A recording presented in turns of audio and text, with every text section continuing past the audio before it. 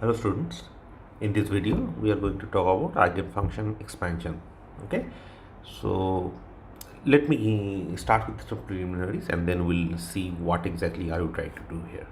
So first of all, see, the thing is in Rn, let's say that let u1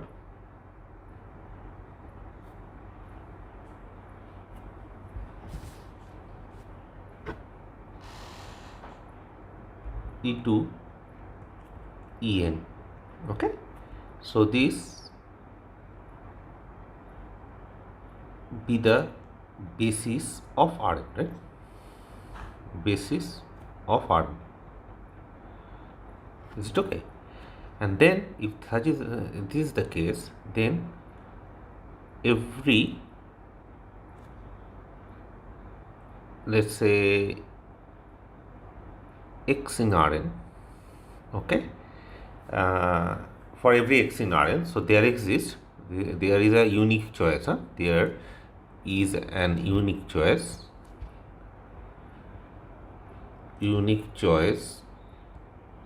of constants, okay. What is the constants? Alpha 1, alpha 2, alpha n, for which x equals to summation I equals to 1 to n alpha I ei. Is it okay? I can write it like this. Now you see, let's say that if such a representation is already given, or let's say if we given any eigenvalues, given a basis, and if we want to find out what the ai alphas are, okay, how do you do it? See here, what we are using is this. Now since eis are orthonormal, okay, for all I between 1 and n, what you can do is this. You can actually see what is the action of x on ei. Is it okay?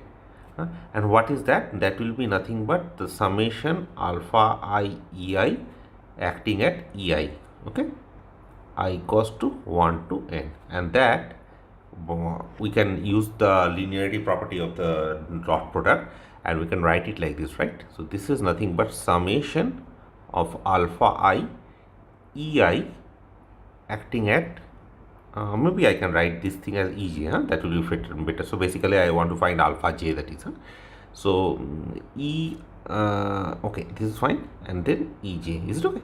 Now if we do that, so I equals to 1 to n, okay. So I'm just taking any j between 1 to n, I'm just writing it like this, okay.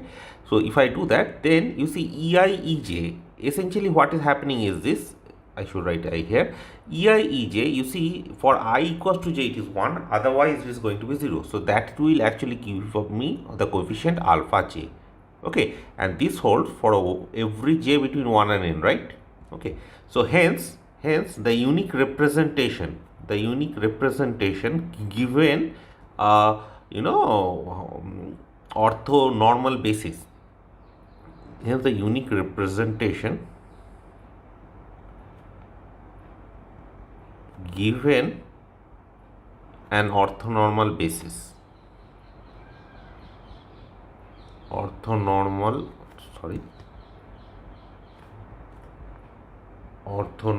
basis is x can be written as summation. You see, the coefficients is nothing but x acting at ej, okay, and times I equals to 1 to n. Clear? So that's your unique representation, and that's how you write any element x in terms of its normal orthonormal basis, that is. Yeah. Now you see, we want to generalize this idea. Is it okay? So basically, let's say given orthogonal set of functions in some interval alpha beta, yes, with respect to some weight, let's say Rx, yes, can we represent an arbitrary function? So the question now is this question. Question is this. Given, okay, an ortho, so here it is orthonormal basis, right? So let's just start with the orthogonal basis. Okay, of course we can make it normal. So let's start with the orthogonal basis now. Okay, so orthogonal basis, and what is it? Phi n. Okay, phi n, and n equals to 0 to infinity. So the orthogonal basis given like this. Okay, orthogonal basis, yes, in the interval alpha beta,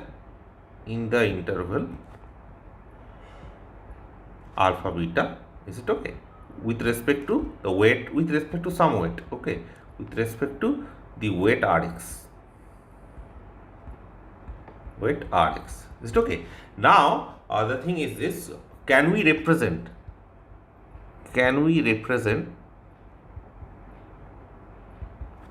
another function, okay, let's say f of x, nice enough. Of course you can't expect that you can represent any function like that, but nice enough, let's say. Yes, we don't know what nice enough means right now, but let's just, I mean, it's a nice function, exponential, sine, cosine, that sort of function. Can we do that? That's the question. As an infinite series,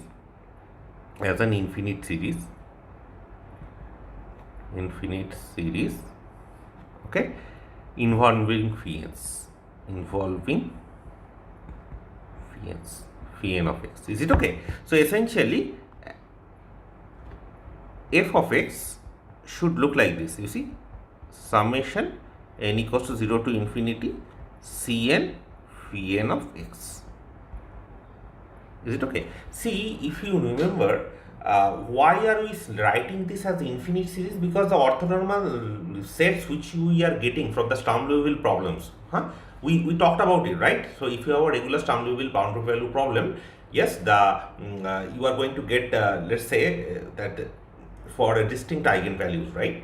So you are going to get eigenfunctions, and those eigenfunctions are orthonormal to each other, right? Yes, that we know. Yes, and the thing is, this is like an infinite series, right?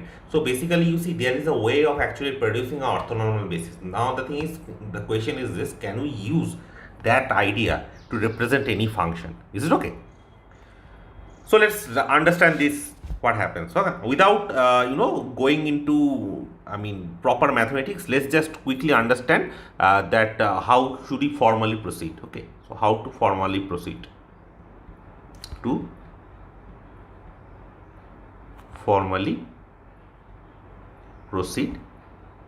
without convergence, without the question of convergence. What does it mean? See, in the earlier case, okay, when we were in Rn, it was like a finite number of points. You see, this series which we are talking about, okay, summation alpha ei. This is like from from 1 to n, right? So it's a finite series. In case of finite series, you really don't have to worry about convergence because it's like a finite sum, right? But once we have like infinite kind of cases, then we have to talk about convergences. Yes, we don't know whether this actually converge or not. So what we are going to do is basically, without the question of convergence, let's just assume that all of these converges, they are nice, everything is fine. And can we find the coefficient Cn? That's just the question. Okay, so what we do is this. See, basically such that fx must look like summation n equals to 0 to infinity cn phi nx. Can we do that? Yes, let's just understand that. Okay, so what we do is, let's just call this as 1. So we multiply 1 with r of x times phi m of x. Is it okay? We just multiply it and integrate between alpha to beta, and integrate between alpha to beta. Is it okay? Yes. What do we get? You see, if you multiply between integrate between alpha to beta, r of x phi m of x f of x, right, dx. That's what we are going to get. I am multiplying by r of x phi m of x. Clear? So that will be written right, alpha to beta summation n equals to 0 to infinity Cn r of x phi n of x phi m of x dx. Is it okay? See, similar sort of thing what we are doing here. Here we are multiplying it by Rj, Ej, right? That's my basis kind, the orthonormal basis. Now here I am multiplying with my orthonormal basis element phi n, but there is a weight involved, right? R of x. So basically we are incorporating that R of x also here. Right. So once we do that, you see the thing is here there is a problem. If I want to take this integral inside this summation, there is a problem. But the thing is we are just assuming that we can do that. Let's just assume that. Yes. So once you do that, then what happens is this. See, from here what can you write? This is summation n equals to 0 to infinity. Yes. And this integral is from alpha to beta. Clear?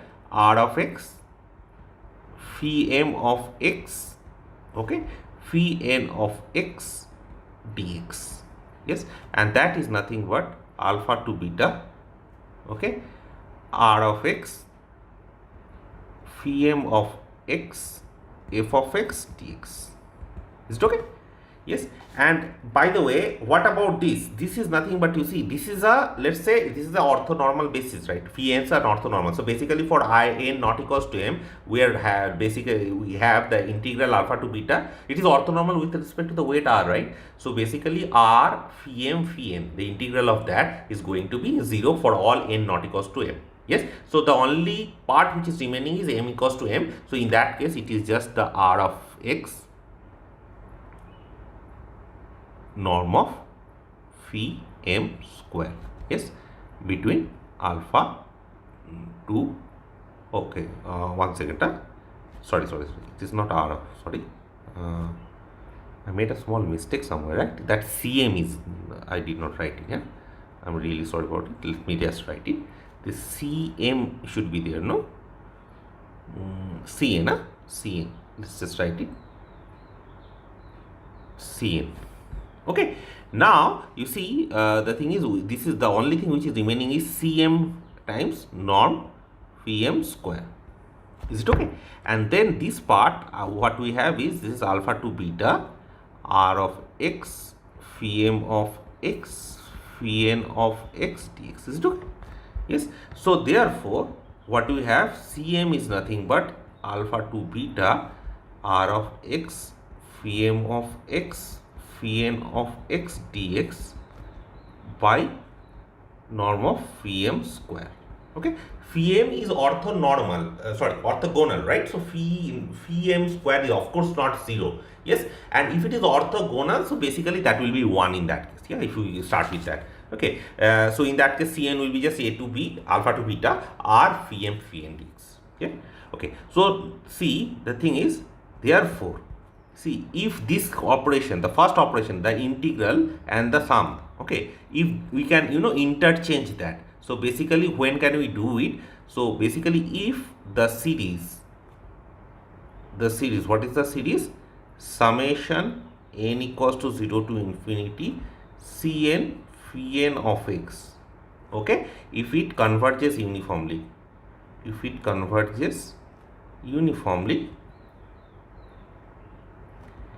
in alpha beta,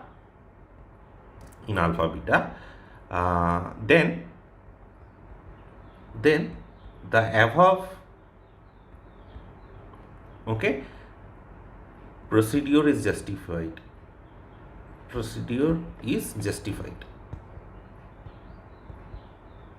I hope it is clear to you. Very simple, very simple. Okay. Now the thing is this, see, the coefficient Cn which you are going to get, these Cm's which you are getting, those coefficients, if let's say all of this is possible, so there are series convergence uniformly and everything is fine, then what we are going to do is we are going to call this thing as the Fourier coefficient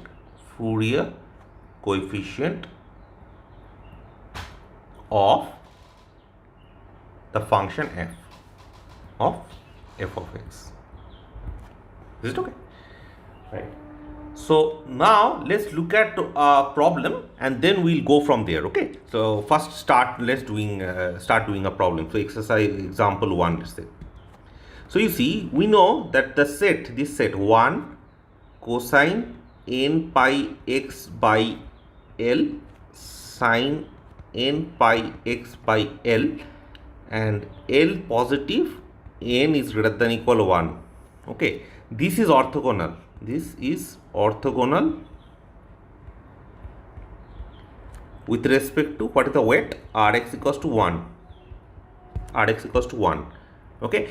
Okay, first of all, how do you show this is orthogonal? Of course, you can take the integral and you can show that it's going to be 0 for n not equals to m, or it is going to be not 0 for n equals to m. Okay, that of course you can do.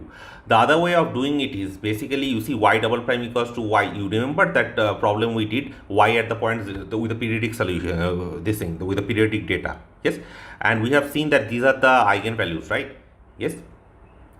Sorry, these are the eigenfunctions, and we know from that theorem which we did in the earlier class also that those eigenfunctions are going to be orthogonal. So you have this set which is orthogonal. You can do that. Yeah. So this is orthogonal in minus L to L. So we did it for minus pi to pi, but for minus L to L, this is what you are going to deal with. Okay. Now, of course, then what happens is minus L to L, that is, okay, cosine square n pi x by L dx, this is nothing but 2L and L. Okay, this is for n equals to 0 and this is for n greater than equal 1. Yeah, and minus L to L sine square n pi x by L dx, this is L for n greater than equal 1. What about n equals to 0? It is basically 0, so you don't worry about it. Okay, so in that case, you see, by going by this earlier idea, what happens is this f of x. So given any f, yeah, so see, we define something like this. So the Fourier series of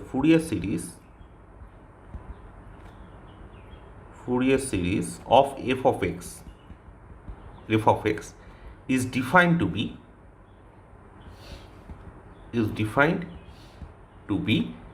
f of x. Okay, it will look like this: a naught by 2 plus summation n equals to 1 to infinity an cosine n pi x by L plus bn sine n pi x by L. Is it okay? We can write it like this, where, let me just write it, what is an or an is 1 by L. Why 1 by L? Because you remember this part is there, phi m square. What is phi m's here? They are like sines and cosines, right? Okay, so an is basically that cosine part. So basically that 1 by L thing is there. You see, phi n square. Okay, so phi n square cosine square. So it is, let me write it, it is 1 by L fx cosine n pi x by L dx. Okay, n greater than equal 0. Is it okay? Let me just once check if everything is fine. What did I wrote? an is 1 by L. Yes, this is fine. Minus L to L. And let us write bn. So if you can see, if we do the exact same procedure, bn, this bn's will be in respect to sine. Okay, so in that case it will be again 1 by L sine, and this is minus L to L, and it will be just a multiplication. So let me write it.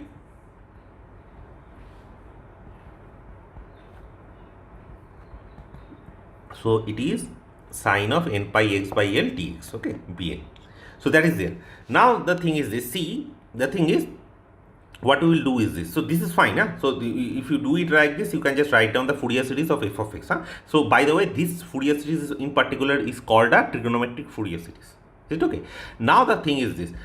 You see, as I told you already, that all of this is valid provided the Fourier series converges. Okay. So how are you going to show that this Fourier series actually converges? Okay. And so for this, this theory to work, what we are going to do is we are going to assume, so the convergence of Fourier series. Let's just write it like this. We are going to talk about the convergence of the Fourier series. Fourier series. Okay, so see, the thing is, first of all, we are going to start with some phi n's. So let phi n equals to 0, 1, 2 and f of x be are piecewise continuous. Piecewise continuous in alpha beta. I hope you guys all know what piecewise continuous in alpha beta means. It basically means that there are finite number of points, okay, where they may not be continuous, except that everywhere they are going to be continuous. So that's what we call all the piecewise continuous. Okay. Now you see, let, and we'll call define S capital N of x. This we are going to define it as the sum of summation n equals to 0 to capital N, the first n plus 1 term, okay, of Cn phi n of x. Is it okay? Yes, and we donate it by capital Sn of x. Yeah, and now you see, we consider the difference. We consider the difference Sn of x minus f of x. Okay, this difference for large values of n, large values of capital N. Is it okay? Now you see, if given epsilon greater than 0, there exists an integer n epsilon which is positive, okay, such that mod Sn of x minus f of x can be made less than epsilon, okay, then the Fourier series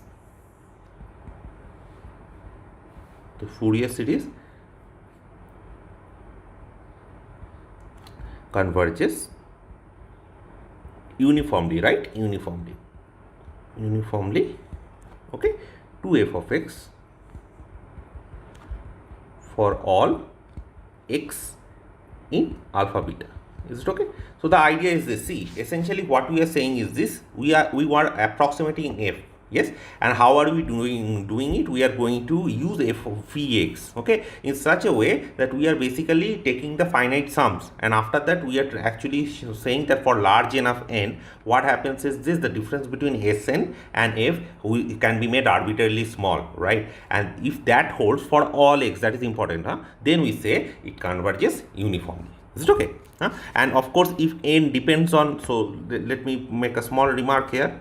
So you guys already know this, but I still wrote it in case of, since there should not be any confusion here about the definition. So what is the remark? See, n, the capital N, okay, here depends only on epsilon, only on epsilon and not on x, clear? And not on x. So if it depends on x also, then we basically say this is a pointwise conversion. Okay, right. So now let's look at a definition. Let me just write down the definition, and then I will try and explain what I am trying to do here. So let's write down a definition.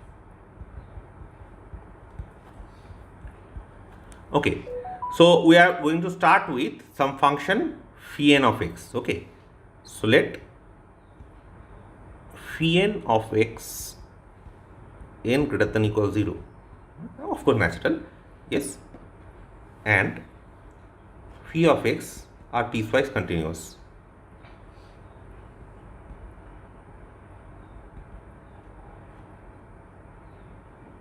Piecewise continuous in alpha beta. Yeah. Okay, we say the sequence phi n of x, okay, this converges in mean. This is very important, okay, converges in mean. This is the See, there are different kind of convergences. This convergent is convergence in mean to phi of x, with respect to the weight function r of x. Okay, the weight function r of x. See, here I am incorporating r of x. If you want, you can just take r of x to be 1. It's not a problem. Okay, in alpha beta, if this is the meaning, see, what we are saying is this: the norm of phi n minus phi is okay.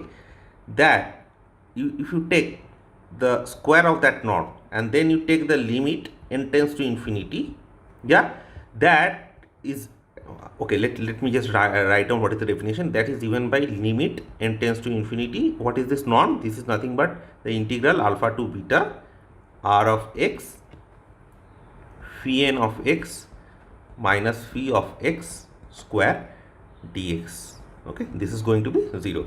Yes, we talked about this sort of norms and all, right? Yeah, if you remember, in the first lecture itself we talked about it. Okay, so we are using that norm. Okay, so this norm is defined by integral r phi square. Yeah, okay, so if this goes to 0, then we say that the Fourier series converges to f of x essentially. Okay, so therefore the Fourier series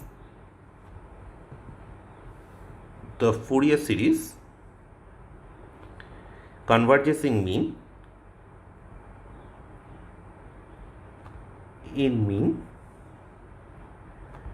to f of x provided limit n tends to infinity, okay, and alpha to beta r of x Sn of x minus, okay, you don't have to put a mod here, it's basically the same, square is there, yeah, minus f of x square dx. This should go to 0. Is it okay? Then we call this converges, and the converges in mean. Okay,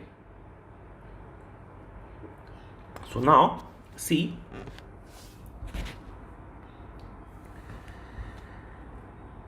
is it okay? Now you see, the thing is, we will see a small thing, that what happens, okay, if there is a possibility of representing f in terms of a different series. Is it okay? So basically, let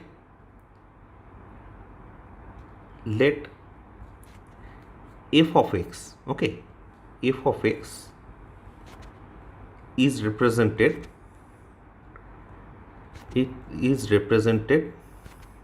by summation n equals to 0 to infinity dn phi n of x.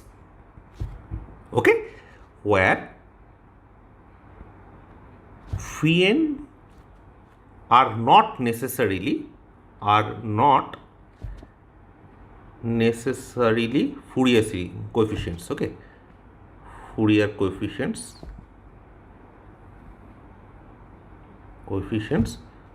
of fx. Is it okay? You understand what I'm trying to say, right? See, the thing is, it may happen that there is a different representation which is basically not a Fourier representation, and we can write it like this. Okay, so now and we want to see what happens if we do something like this. Okay, so now define, let's see what happens.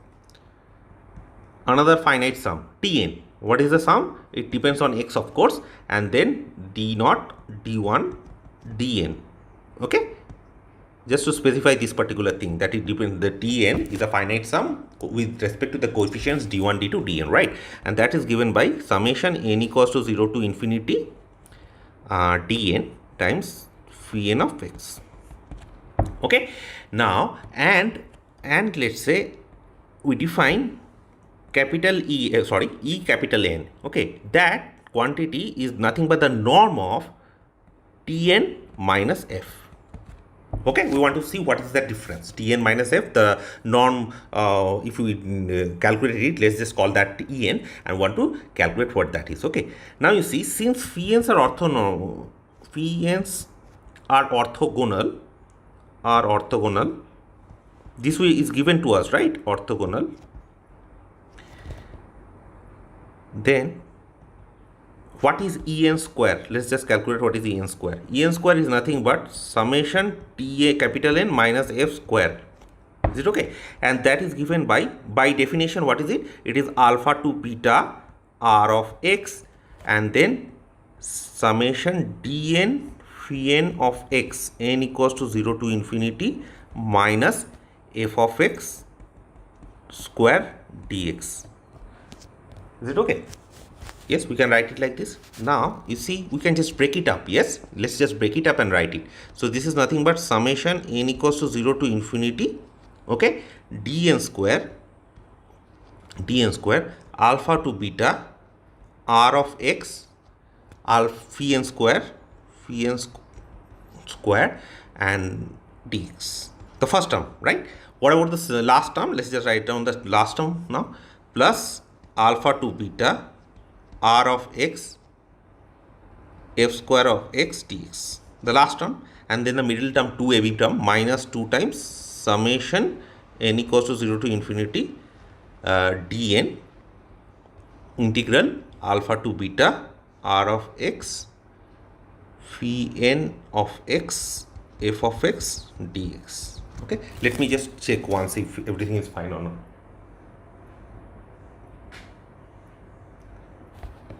Yeah, this is okay, right? This seems everything is fine. Okay, now you see what exactly is this term. This is nothing but phi n square, right? So this is nothing but summation. I am not writing 0 to infinity. It is always sorry. What am I doing? Sorry. This is not 0 to infinity, right? This is 0 to n. Sorry, I am doing it with en. So this is 0 to n. That is why I can change the limit. Sorry. Yeah, this is my mistake. Very sorry about it. 0 to n. Yeah. Okay. So 0 to n I am not writing. Okay. So that is given because it's a finite time. I can take the integral inside, so it's not a problem. Yes. Okay. So this is dn square and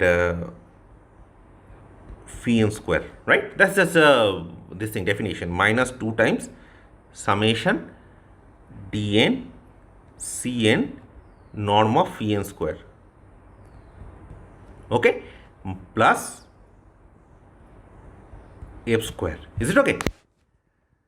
So I will just write down everything in terms of norm. So that is given by, and of course the integral is from 0 to n. Okay, let me just write it 0 to n.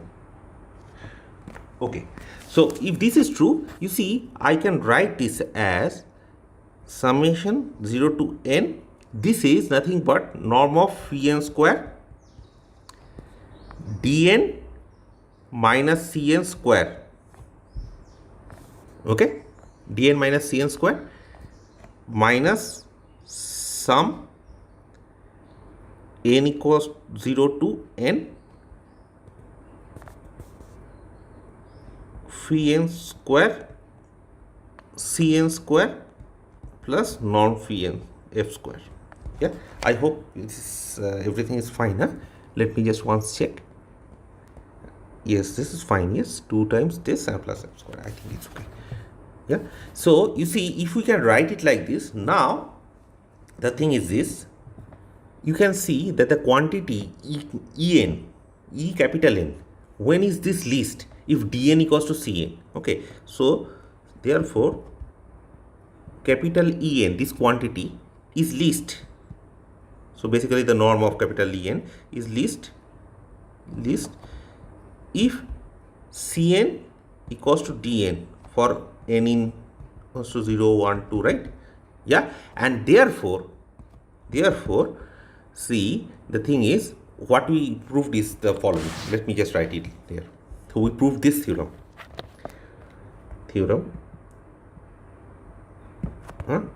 We proved the theorem. Let me just write down the theorem first. So for a given non-negative integer n, so given n in n, okay, the best approximation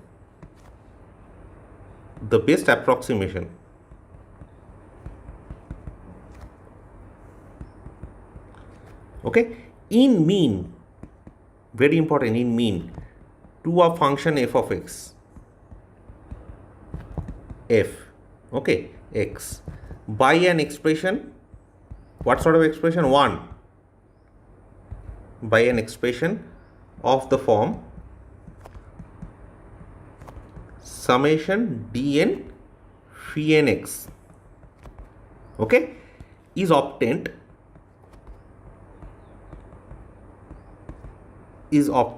when the coefficients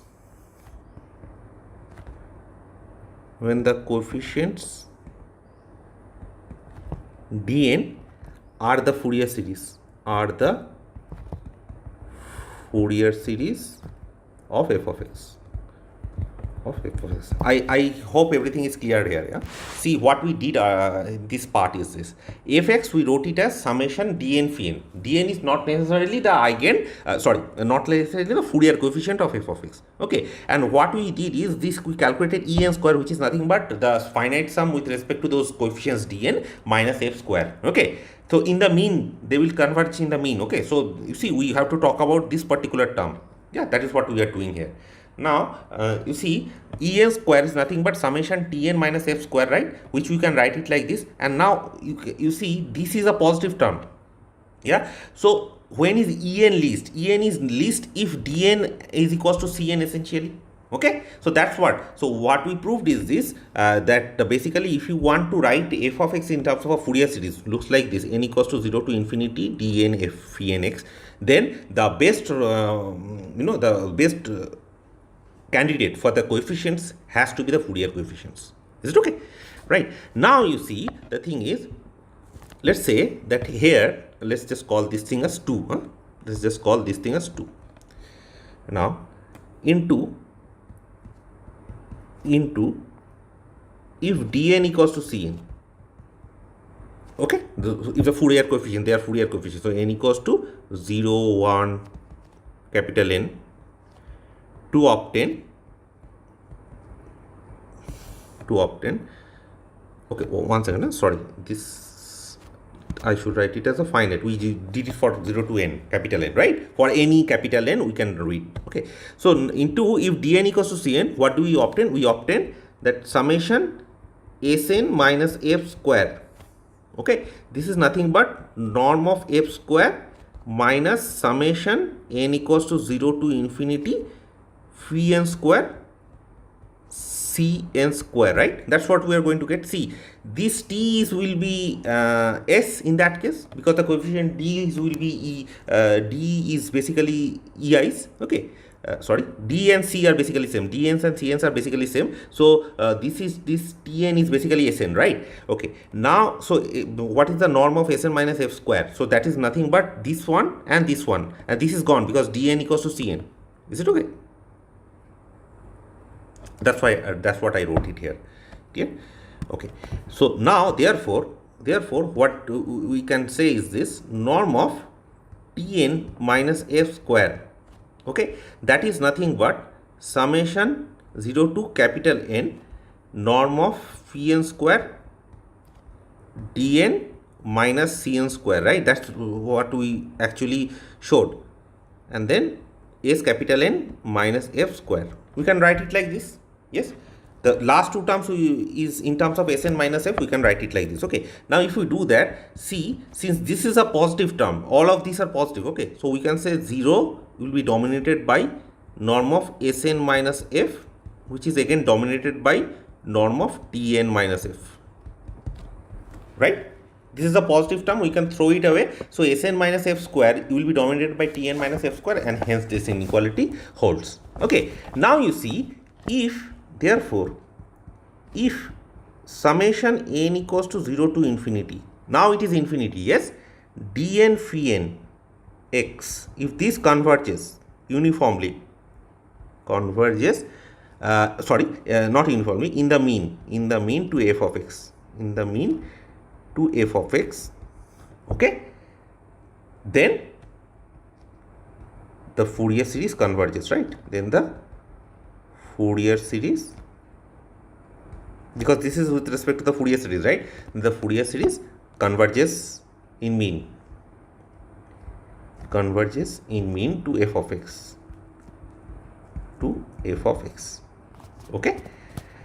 okay. But then let's just call this thing as 3. But then 1 to 3 implies that limit n tends to infinity, okay, summation 0 to capital N phi n square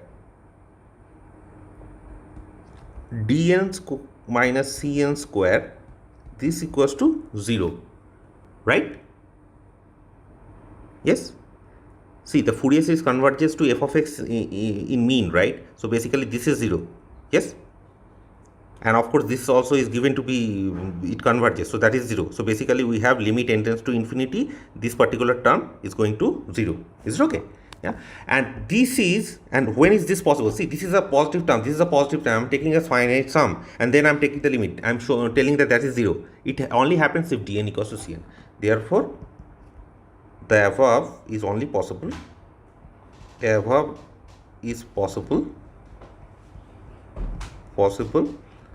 only if dn equals to cn, okay, for n equals to 0, 1, 2, it goes on like this. Is it okay? Yes. And what we proved now is essentially this thing. So let me write it here. What we proved is this theorem, theorem 2. What is this theorem? So if a series of the form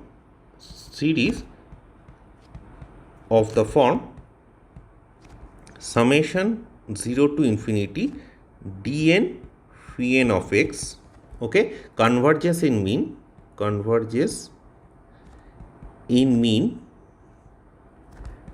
to f of x. Is it okay? If it converges in mean to f of x, then the coefficients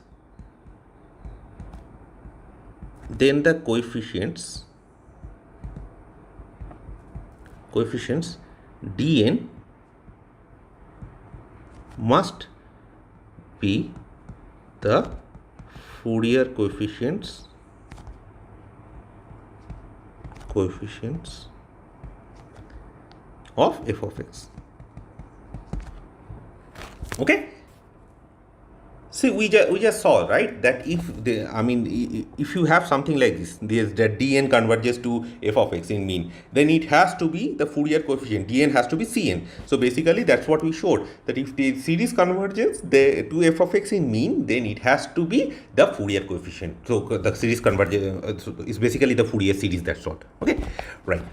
So now also let's see, also, yeah, so this is proved, this is proved. Now let's look at a different thing here. See, the thing is, from this inequality, I don't know where I wrote it. Yes, here. Let's just call it star. Also from star, what do we have? We have 0 is Sn plus 1 minus f is dominated by Sn minus f, right? See, star. So basically if you are taking n plus 1, there is another term. So we are basically have a decreasing sequence, right? Non-increasing sequence, that is. Okay. So thus you know, this sequence norm of Sn minus f, okay, and n equals to 0, 1, this sequence is non-increasing and bounded, okay, is non-increasing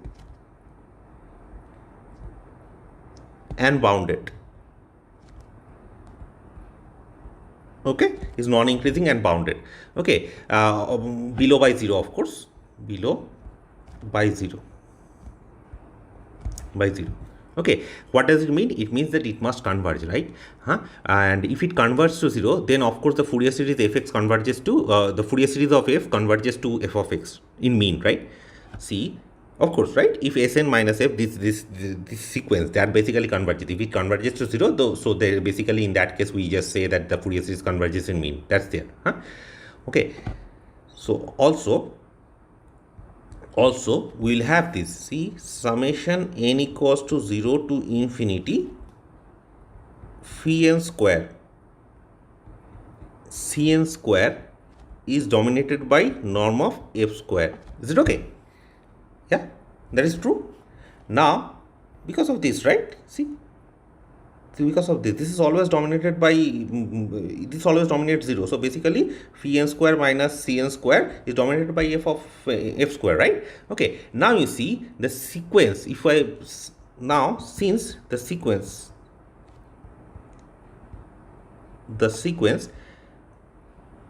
Cn, what is Cn? Cn will define it to be summation n equals to 0 to capital N, okay, phi n square Cn square, okay, this sequence, and n equals to 0, 1, 2, yes, is non-decreasing and bounded, is non-decreasing and bounded, above by bounded above by norm f square, okay, it must converge,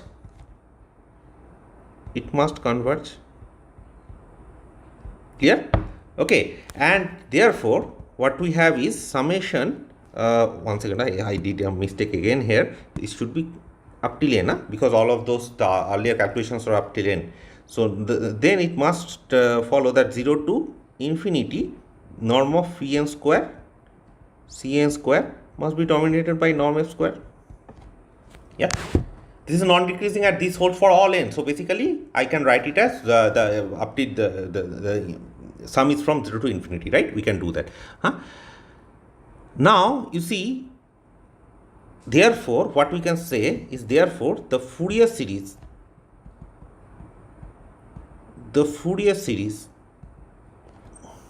okay of f of x converges in mean to f of x, converges in mean to f of x. Yeah, if and only if this is true, right? If and only if this and this is true, right? So summation f square is equals to summation n equals to 0 to infinity phi n square Cn square. Yeah, I hope this is clear. This converges if and only if norm f square has to be equals to this. Yeah, okay. So now this inequality, what we wrote here, this is very important. This inequality is called the Parseval's inequality. Yeah? So this is called, how do I put it? Maybe I can put it in a red. This inequality is called Parseval's inequality. Is it okay? Yeah. And this particular inequality, you see, if phi n's are basically, orthonormal. So let me put it this way, small note. If phi n's are orthonormal,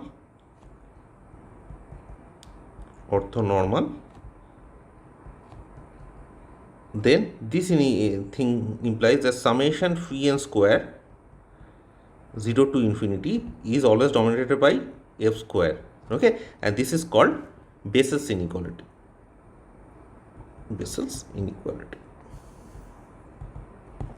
Yeah, I hope this is clear now. Okay, so let us put everything in summary, and I will put it in red, so that it becomes much clearer what we did up till now. Okay, so let me put it as this theorem. So this is about Fourier this thing series. So we start with phi n of x. Okay, phi n of x, and this is for n equals to 0, 1, this thing. Okay, be an orthonormal set. Orthonormal set. Is it okay? And let Cn be the Fourier coefficient.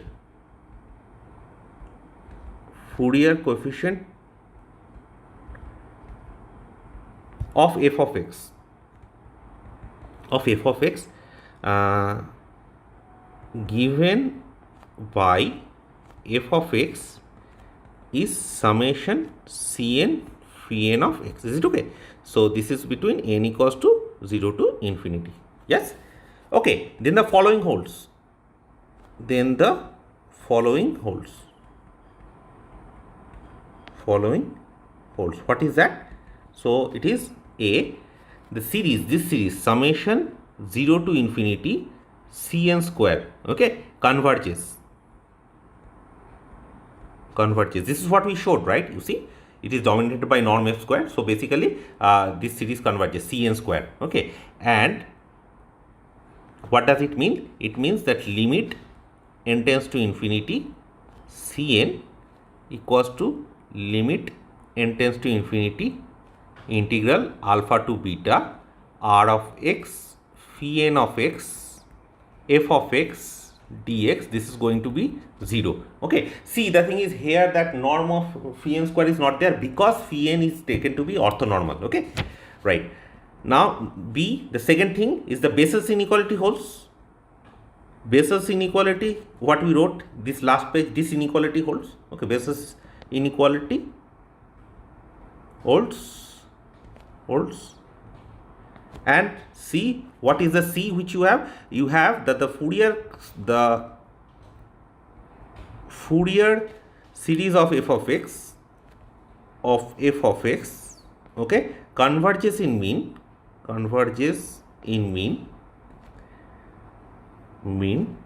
to f of x. Is it okay?